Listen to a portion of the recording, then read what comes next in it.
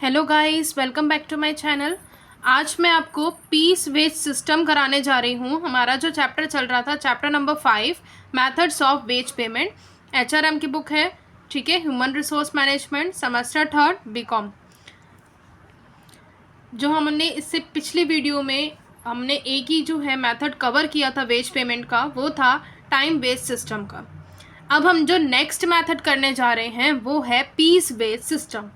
इस सिस्टम के अंदर क्या होता है कि यहाँ पे ना टाइम की कोई बाउंडेशन नहीं होती है। ठीक है, कहने का मतलब है कि आप जितना प्रोडक्शन करेंगे, जितना वर्कर्स जो हैं वो प्रोडक्शन करेंगे, उस प्रोडक्शन के पर यूनिट पर उनको पैसा दिया जाएगा, यानी वेजेस उनको जो है प्रोवाइड की जाएंगी। यहाँ पर आपको टाइम की कोई इम्पोर्टेंस नहीं है, किसी तरह से आपको टाइम देखना ही नहीं है। ठीक है, जितने पीसेस बनाए हैं वर्कर ने उसके अकॉर्डिंग ही उनको जो है वेज दिया जाएगा।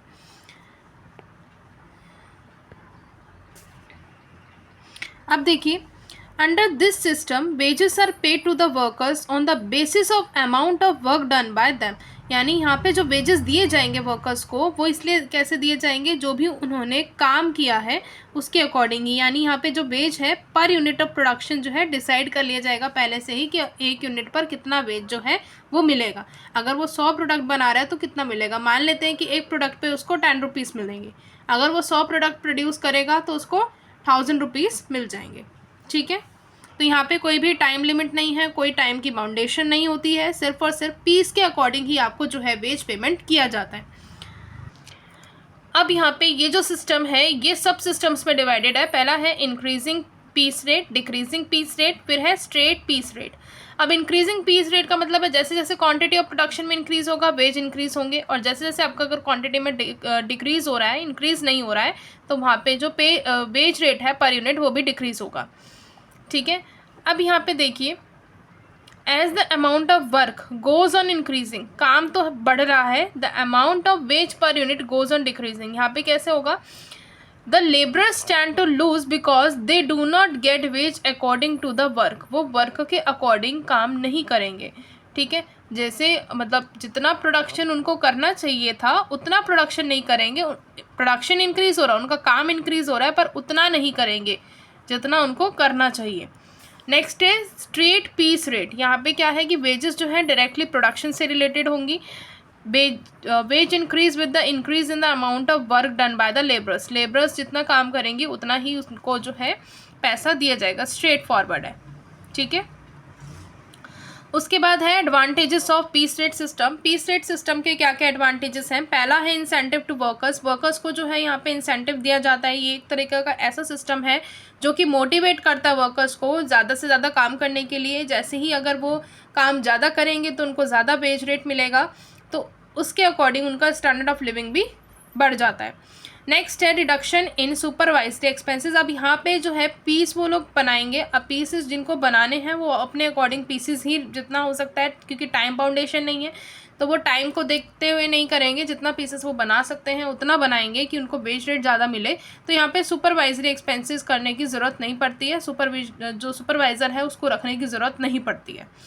Wages according to ability. यहाँ पे वेजेस जो हैं एबिलिटी के अकॉर्डिंग दिए जाते हैं। एबल वर्कर्स हैं, जो एफिशिएंट वर्कर्स हैं, उनको ज़्यादा वेजेस मिल जाते हैं। जो वीक हैं, डल हैं, अनस्किल्ड हैं, उनको कम वेजेस दिए जाते हैं। तो यहाँ पे वेजेस का जो डिस्ट्रीब्यूशन होता है वो जस्टिस के अकॉर्डिंग होता है। Decrease in production cost. Production cost में भी डिक्रीजमेंट आती है। यानी इस सिस्टम के अंदर जो वर्कर्स हैं वो मैक्सिमम कैपेसिटी तक प्रोड्यूस करते हैं। ठीक है, उससे क्या होता है कि अब उन्होंने ज़्यादा प्रोड्यूस किया, अब प्रोडक्शन जब ज़्यादा हो गया तो पर यूनिट जो कॉस्ट होती है वो कम हो जाती है, तो टोटल कॉस्ट ऑफ प्रोडक्शन भी कहीं ना कहीं कम हो जाता है। ठीक है, अब यहाँ पे एक चीज़ और है कि ये जो सिस्टम है इसके अंदर वेजेस जो हैं दिए जाते हैं, बट वो हॉलीडेज़ पर नहीं दिए जाते। No wages are paid for holidays. Holiday अगर आप छुट्टी करते हैं या छुट्टी हो जाती है तो उसमें हॉलीडे के जो वेजेस हैं वो नहीं दिए जाते। अगर आपने इससे पहले वाला वीडियो नहीं देखा है तो उसका जो लिंक है वो मैं आई बटन में डाल दूँगी, तो आप ऊपर से देख सकते हैं कि टाइम वेजेस क्या थे। और साथ ही साथ प्लेलिस्ट की लिंक जो है वो मैं डिस्क्रिप्शन बॉक्स में डाल दूँगी कि और भी जो चैप्टर्स हैं वो आपको वहाँ पे इजीली मिल जाएँ। अगर आपको वीडियो पसंद आती है तो लाइक करें और चैनल को सब्सक्राइब करना ना भूलें कि आने वाली न्यू वीडियोज़ की आपको नोटिफिकेशन मिलती रहेंगी। नेक्स्ट है proper utilisation of machines. Machines का यहाँ पे प्रॉपर यूटिलाइजेशन होता है, क्योंकि वर्कर्स जो हैं वॉल्यूम प्रोडक्शन करना चाहते हैं, ज़्यादा प्रोडक्शन करना चाहते हैं, एफिशिएंटली प्रोडक्शन करना चाहते हैं, तो मशीन्स भी जो हैं अच्छे से उनका यूटिलाइज हो जाता है। ठीक है, और यहाँ पे वो जो मशीन्स हैं वो बहुत ध्यान से यूज़ करते हैं कि मशीन ख़राब ना हो जाए, क्योंकि अगर मशीन ख़राब हो गई तो उनका काम रुक जाएगा, काम रुका तो उनको वेजेस नहीं मिलेंगे। तो बहुत एफिशिएंटली, बहुत प्रॉपर तरीके से उनका यूज़ करते हैं। फिर है improvement in production method. Production method में इम्प्रूवमेंट आती है, यहाँ पे प्रोडक्शन बहुत अच्छे से करते हैं। मॉडर्न मशीन्स की भी जो है एम्प्लॉयज़ डिमांड करते हैं कि हम मॉडर्न मशीन्स भी लाए जाएँ, कि उनका प्रोडक्शन जो है बिना किसी रुकावट के हो जाए, बिना किसी हर्डल के हो जाए। उसके बाद नेक्स्ट है मोबिलिटी इन वर्कर्स। वर्कर्स में मोबिलिटी आ जाती है, यानी वो एक्सपर्ट होना स्टार्ट हो जाते हैं, वो नई नई चीज़ों को सीखना भी स्टार्ट कर देते हैं, और दूसरी फर्म के अकॉर्डिंग भी कहीं ना कहीं वो कंपटीशन का जो एक मोटिवेशन होता है वो भी लेके चलते हैं कि हाँ, हमें इनसे कॉम्पीट करना है, अच्छे से प्रोडक्शन करना है, अच्छी क्वांटिटी जो है वो प्रोड्यूस करनी है। और वर्कर्स जो हैं अगर वो बहुत अच्छे एक्सपर्ट बन जाते हैं तो वो दूसरी अदर सिमिलर फर्म्स में भी अप्लाई कर लेते हैं और ईजिली दूसरी फर्म्स में भी काम कर लेते हैं। नेक्स्ट है डिक्रीज़ इन लेबर टर्नओवर। अब यहाँ पे जैसे जैसे वेज बढ़ेगा, अब उन्होंने प्रोडक्शन ज़्यादा किया तो वेज भी बढ़ेगा, वेज बढ़ेगा तो उनको कहीं ना कहीं मोटिवेशन मिलेगा कि हम और अच्छे से ज़्यादा काम करें। तो यहाँ पे लेबर टर्नओवर जो रेशियो होता है वो बहुत कम होता है। ठीक है, उसके बाद नेक्स्ट है हाई मोरल। अब सीधी सी बात है कि बहुत डेडिकेशन के साथ वो काम करेंगे, ज़्यादा यूनिट्स प्रोड्यूस करेंगे तो उनका तो कॉस्ट ऑफ प्रोडक्शन कम हो गई एम्प्लॉयर का, बाकी इनका भी जो है जितना ही अच्छे से प्रोड्यूस करेंगे तो उनकी परचेजिंग पावर बढ़ जाएगी, लिविंग ऑफ जो स्टैंडर्ड ऑफ लिविंग है वो बढ़ेगा। तो कहीं ना कहीं इनका जो मोटिवेशन होता है, जो मोराल होता है, वो अंदर से बहुत स्ट्रांग हो जाता है। फिर नेक्स्ट है disadvantages of piece rate system. यहाँ पे क्या है, लो क्वालिटी ऑफ प्रोडक्ट जो है वो लो क्वालिटी का हो जाता है, क्योंकि उनको ये रहता है कि हम जितना ज़्यादा प्रोडक्शन करेंगे उतना हमें वेजेस मिलेगा, बहुत अच्छा वेजेस मिलेगा। तो यहाँ पे वो क्वालिटी को नहीं देखते, वो बस क्वांटिटी प्रोड्यूस करने में लग जाते हैं। ठीक है, नेक्स्ट है ill effect on health. Health पर इल इफेक्ट आता है, प्रॉब्लम आ जाती है हेल्थ में, क्योंकि वो ये सोचते हैं कि हाँ बहुत सारा बर्डन ले लेते हैं अपने ऊपर, ओवर वर्क करना स्टार्ट कर देते हैं, जिसकी वजह से उनको हेल्थ की प्रॉब्लम आनी शुरू हो जाती है। और इससे कहीं ना कहीं इंडस्ट्री को भी लॉस है, कंज्यूमर को भी लॉस है, एंड एंटायर नेशन को भी लॉस हो जाता है। नेक्स्ट है improper use of tools and machinery और टूल्स का प्रॉपर यूज़ जो है नहीं हो पाता, क्योंकि बहुत इतना जल्दी जल्दी काम करने की सोचते हैं, कहीं ना कहीं कुछ ना कुछ नेगलेक्ट हो जाता है, ब्रेकेज हो जाती है, मशीनरी में कोई ना कोई कमी आ जाती है, रिपेयर कराना पड़ जाता है, तो वो एक्सपेंसेस कहीं ना कहीं बढ़ जाते हैं एम्प्लॉयर के। अब यहाँ पे है म्यूचुअल मोबाइल का मतलब है इस सिस्टम के अंदर जो अनस्किल्ड वर्कर्स हैं वो फ्रस्ट्रेट हो जाते हैं, डिसअपॉइंट हो जाते हैं, क्योंकि उनको उतने ही वेजेस मिल पाते हैं, तो वो जेलस होने लग जाते हैं, उनके अंदर जेलसी की फीलिंग आने लग जाती है, डिससेटिस्फैक्ट हो जाते हैं। ठीक है, तो उनका जो मोराल है वो गिर जाता है। नेक्स्ट है अनसर्टेनिटी ऑफ इनकम जो है अनसर्टेन है, वर्कर्स को नहीं पता उनको क्या मिलेगा, अगर वो बीमार पड़ जाते तो उनको कोई इनकम ही नहीं मिलेगी। ठीक है, कोई छुट्टी ले लेते हैं तो भी उनको कोई इनकम ही नहीं मिलेगी, तो एक परसेंटेज या एक फिक्स्ड अमाउंट नहीं है उनकी इनकम का, सर्टेनिटी ही नहीं है। नेक्स्ट है इंक्रीज इन ऑफिस एक्सपेंसेस में इंक्रीज होने लग जाता है, वो इस वजह से क्योंकि यूनिट ऑफ प्रोडक्शन वो बहुत ज़्यादा कर रहे हैं, तो साथ में एडमिनिस्ट्रेटिव क्लर्क्स जो होते हैं उनके एक्सपेंसेस भी बढ़ जाते हैं। नेक्स्ट है अनसूटेबिलिटी। ये अनसूटेबल है वो इसलिए क्योंकि स्किल वर्कर तो ले जाते हैं पैसे ठीक ठाक, और जो अनस्किल्ड वर्कर्स हैं वो कहीं ना कहीं पीछे रह जाते हैं, और इसकी वजह से उनको सुटेबल भी नहीं लगता ये मेथड कि उनको एक प्रॉपर या फिक्स्ड वेज तो मिल ही नहीं रहा है। कॉन्फ्लिक्ट बिटवीन एम्प्लॉयर और वर्कर के बीच में कॉन्फ्लिक्ट हो जाता है, क्योंकि इस प्रिंसिपल पे काम करते हैं, वर्क मोर अर्न मोर। अब यहाँ पे वर्कर चाहता है कि वो ज़्यादा से ज़्यादा प्रोड्यूस करे, कि ज़्यादा वेजेस उसको मिले, और जब ज़्यादा वेजेस देने का टाइम आता है तो एम्प्लॉयर जो है उनका वेज रेट गिरा देते हैं। ठीक है, उनको कम वेजेस दे देते हैं, तो ये एक्सेप्टेबल नहीं होता वर्कर को, तो कहीं ना कहीं फिर इसके वजह से जो है कॉन्फ्लिक्ट आ जाता है एम्प्लॉयर और वर्कर के बीच में। Opposition by trade unions. अब यहाँ पे ट्रेड यूनियंस अपोज करती हैं इस मेथड को, या आप कह सकते हैं इस सिस्टम को नहीं एक्सेप्ट कर रही हैं। जो हमने पहले वाला मेथड किया था टाइम वेज सिस्टम वाला, तो वो वाला मेथड जो है ट्रेड यूनियंस एक्सेप्ट भी कर रही थी, उसको अंडरस्टैंड भी करती थी, बहुत आसानी से कैलकुलेट हो जाता था, बट यहाँ पे ये लोग एक्सेप्ट ही नहीं कर रहे हैं। ठीक है, फिर नेक्स्ट है सुटेबिलिटी। अब ये कहाँ कहाँ सुटेबल है, जहाँ पे वर्क जो है स्टैंडर्डाइज है वहाँ पे सुटेबल है। नेचर ऑफ वर्क जो है रिपीटेड अगेन एंड अगेन, कहने का मतलब है जहाँ पे ऐसा काम है जिसको आपको प्रोसेस बाय करना है और बार बार करना है। जहाँ पे प्रोडक्टिविटी जो लेबर की है वो इंक्रीज है, वहाँ पे सही है ये पीस रेट सिस्टम वाला। और जहाँ पे physical work is more than mental work, जहाँ पे फिजिकल वर्क ज़्यादा है, आपको अपना दिमाग नहीं लगाना है ज़्यादा, आपको सिर्फ अपनी बॉडी का यूज़ करना है, अपनी फिजिकल एबिलिटीज़ का यूज़ करना है। Where the work is measurable and can be evaluated, जहाँ पे वर्क जो है वो मेजरेबल होगा, मेज़र कर सकते हैं और इवेल्यूएट कर सकते हैं।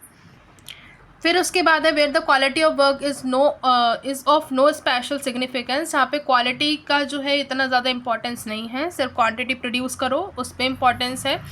उसके बाद जो वर्क है ज़्यादा हाई लेवल का वर्क नहीं है, इतनी ज़्यादा स्किल की रिक्वायरमेंट नहीं है। Rigid control is not possible, जहाँ पे आप कंट्रोल नहीं कर सकते हैं। ठीक है, ज़्यादा कंट्रोल पॉसिबल ही नहीं है, ऐसा ही नेचर है उसका। नेक्स्ट जो है वो है हमारा बैलेंस और डेट मेथड। बैलेंस और डेट मेथड में क्या होता है ये मैं आपको इस एग्जांपल के थ्रू समझाती हूँ। ठीक है, मेनली ये मेथड क्या होता है एक बार ध्यान से सुनो, ध्यान देने वाली बात है। अगर मान लीजिए वर्कर्स को जो है पेमेंट की जा रही है अकॉर्डिंग टू टाइम, मान लीजिए वीक के अकॉर्डिंग, जो यहाँ पे एग्जांपल है वो वीक का एग्जांपल है, वीक के अकॉर्डिंग अगर उनको पेमेंट की जा रही है और वीक में उसने जितना अमाउंट उनको चाहिए था, जितने पीसीज या जितना आप कह सकते हैं कि उनको जो टाइम वेज मिलना था वो, और साथ में उसने अगर कुछ एक्स्ट्रा यूनिट प्रोड्यूस कर दी हैं या मिनिमम जो डेली वेज है उसको वो मिल रहा है, कुछ एक्स्ट्रा पेमेंट मिल रही है, तो वो उसकी क्रेडिट हो जाएगी। अगर वहीं बात कि अगर कोई ऐसा है कि उसको इतने ही प्रोड्यूस करने चाहिए थे और उससे कम किए तो उसका डेबिट हो जाएगा। अब ध्यान से सुनना, ये एग्जाम्पल से बहुत अच्छे से समझ में आएगा।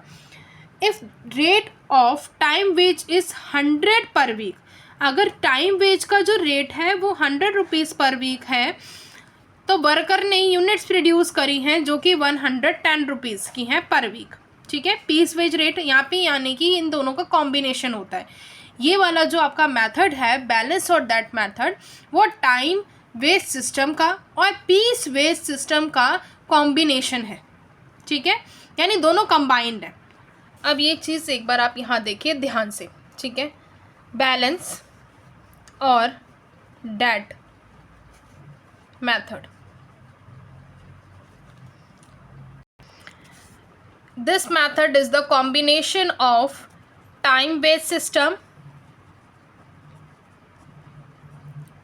ठीक है, एंड पीस बेस्ड सिस्टम, यानी ये जो मेथड है ये इन दोनों मेथड का कॉम्बिनेशन है। अब जो एग्जांपल आपको बुक में दे रखा है उसको समझिए। अगर मान लीजिए टाइम वेज के अकॉर्डिंग उसको 100 rupees as a time wage मिल रहा है, एक वर्कर है उसको 100 rupees as a time wage मिल रहा है और उसने पीस प्रोड्यूस किए जो कि 110 के थे। ठीक है, जो कि रुपीज़ 110 के थे। अब देखो ये उसको मिल रहा है पीस के अकॉर्डिंग, उसने पीस प्रोड्यूस किए। अब क्या होगा, जो यहाँ पे ये जो 10 एक्स्ट्रा है ये उसके अकाउंट में क्रेडिट कर दिए जाएंगे, यानी कि उसके अकाउंट में बढ़ा दिए जाएंगे, प्लस कर दिए जाएंगे। उसको जब पेमेंट मिलेगी तो 100 के साथ 10 रुपीज़ उसको और दिया जाएगा, जबकि ये पर वीक उनका डिसाइडेड था, पर उसने पीसेस ज़्यादा प्रोड्यूस करे तो उसको और पेमेंट मिलेगी। ठीक है, अब यहीं पर एक और वर्कर है, ये मान लेते हैं ये एफिशिएंट वर्कर था। ठीक है, अब यहाँ पे एक वर्कर है जो कि इनएफिशिएंट है। अब उसको 100 rupees as a time wage मिलना था, यही डिसाइड हुआ था। ठीक है, और ये पहले से ही डिसाइड था, पर वीक मिलेगा, टाइम पहले से डिसाइड है। अब उसने जो पीसेस प्रोड्यूस किए वो पीसेस उसने 90 प्रोड्यूस किए, पीस प्रोड्यूस 90 प्रोड्यूस किए। अब यहाँ पे जो 10 उसने कम प्रोड्यूस किए वो उसके अकाउंट में से डेबिट कर लिए जाएंगे। ठीक है, यानी कि माइनस कर लिए जाएंगे। अब देखो ये जो नाम दिया गया था बैलेंस और डेट मेथड, ये था ही यही नाम कि जो उसका बैलेंस होगा वो तो दे दिया जाएगा। डेट मतलब एक तरीके से आप डेट को कह सकते हैं लोन, तो अगर उसका कोई अमाउंट ऐसा होगा जो लोन के रूप में होगा तो उसको वो हम माइनस कर देंगे, यानी कि अगर उसने 10 पीस कम प्रोड्यूस किए हैं तो वो 10 रुपये माइनस होंगे उसके अकाउंट में से। उसको ज़्यादा पेमेंट नहीं मिलेगी, उतनी पेमेंट भी नहीं मिलेगी जितना उसका टाइम वेस्ट डिसाइड हुआ था। तो ये वो मेथड है जिसमें टाइम वेस्ट सिस्टम और पीस वेस्ट सिस्टम दोनों कंबाइंड होते हैं। It is the combination of time based system and the piece based system. ठीक है, अब क्लियर हो गया? आई थिंक हो गया होगा सबको। अब इस सिस्टम में क्या है, under this system a skilled labour can augment his income. इसमें स्किल्ड लेबर तो अपनी इनकम अच्छी खासी बना लेगा। ठीक है, अब आगे देखते हैं नेक्स्ट। वो इतना बेच तो अर्न कर ही लेगा कि स्टैंडर्ड ऑफ लिविंग वो मिनिमम कर ले। नेक्स्ट है incentive wage plan. Incentive wage plan क्या होता है, अब जो कमियां टाइम वेज और पीस वेज सिस्टम के अंदर निकली थी उसने एक और नए सिस्टम को या एक और नए प्लान को जन्म दिया जो कि क्या था, इंसेंटिव वेज प्लान था। अब ध्यान से सुनना, ये एक मिक्सचर है टाइम वेज और पीस वेज का, ये भी सेम ही है। अब यहाँ पे पहले ना डिफरेंस कर लेते हैं। ठीक है, यहाँ पे स्किल्ड वर्कर्स और अनस्किल्ड वर्कर्स को अलग कर लेंगे और फिर पीस वेज सिस्टम को यहाँ पे इग्नोर करके क्वालिटी ऑफ प्रोडक्ट पे ध्यान देंगे। ठीक है, अब यहाँ पे क्या हुआ था, देखो टाइम वेस्ट सिस्टम के अंदर क्या हुआ था, कोई स्किल्ड वर्कर अनस्किल्ड वर्कर्स किसी भी तरह से उनका कोई रिलेशन ही नहीं था। यानी जितना प्रोड्यूस आप टाइम के अंदर कर रहे हैं उतना प्रोड्यूस करिए और क्वालिटी को भी इग्नोर कर। जो पीस वेस्ट सिस्टम था उसने तो क्वालिटी को इग्नोर कर दिया, उसने कहा कि जितना आप प्रोड्यूस कर सकते हैं उतना प्रोड्यूस करिए। अब इनके डिफेक्ट्स को रिमूव करने के लिए ये वाला जो सिस्टम है वो आया। अब यहाँ पे इनको एक एक्स्ट्रा अमाउंट ऑफ वेज दिया जाएगा, नॉर्मल वेज के अकॉर्डिंग एक एक्स्ट्रा प्रीमियम दी जाएगी या बोनस आप उसको कह सकते हैं।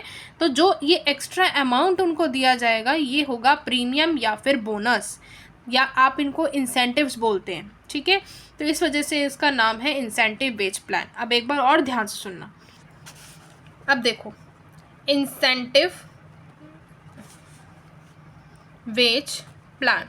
ठीक है, अब ये वाला क्या मेथड है, ये क्या कह रहा है, ये कहता है कि जब हमने टाइम वेज सिस्टम पढ़ा था तो टाइम में ये था कि आप टाइम के अकॉर्डिंग चलेंगे, जितने टाइम के अंदर आपने इतने टाइम बैठे हो, आप इतने टाइम इंडस्ट्री में फैक्ट्री में रहे हो तो उसके अकॉर्डिंग पैसा दे दिया जाएगा।